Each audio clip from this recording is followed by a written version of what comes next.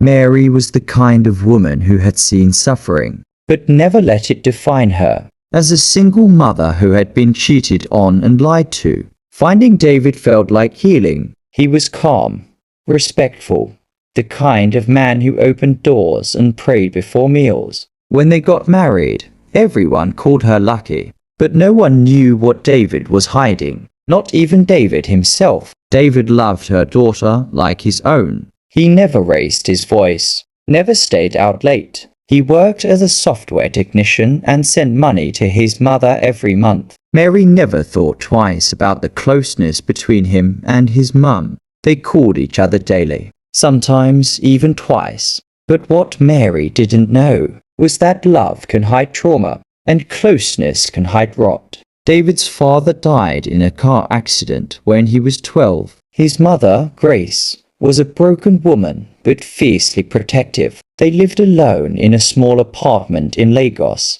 At first, it was innocent, sleeping in the same bed, late night hugs. But one night, after crying in her room for hours, she entered David's room and didn't leave. That night marked the beginning of something unspeakable, something David didn't even understand was wrong. He was 12. She was his mother. She told him it was how she stayed connected to her husband through him, and he believed her. Mary wasn't supposed to come home that day. The retreat had ended early. She wanted to surprise David. She entered the house quietly. It was too quiet. She went upstairs and heard it. Soft, strange sounds. From her bedroom, she opened the door slightly, and what she saw destroyed her. There he was, David, sweaty, panting, his arms wrapped around the body of a woman much older. When the woman turned, it was Grace, his mother, his own mother.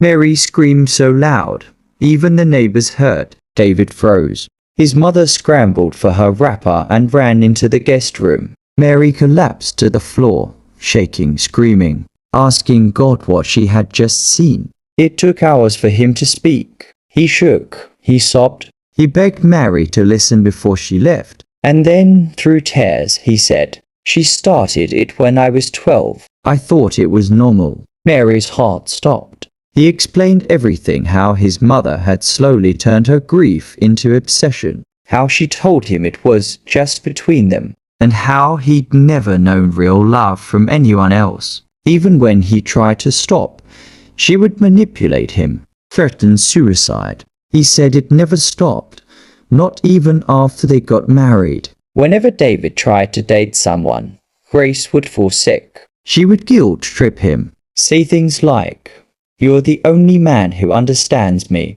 She poisoned his mind from the inside. He grew up confused, afraid to speak, ashamed to leave. He didn't even know it was abuse until Mary caught them. The next morning, Mary went to the guest room. Grace was sitting calmly, drinking tea. She looked at Mary and said, "I did it to protect him. No woman will love him like I do." No guilt, no apology, just twisted belief. Mary called the police. Grace was arrested and charged with historic sexual abuse. The investigation revealed years of trauma. David began therapy. He cried like a child every session. He had never told anyone what she did. He didn't know he was a victim. He just thought he was broken. Mary left him, not out of hate, but to protect her daughter. She understood he needed healing, but she couldn't raise a child in that environment. "I thought I married a monster, but I married a man who had been broken from the inside out. A child whose innocence was stolen by the person who should protected him most. I pray he finds peace,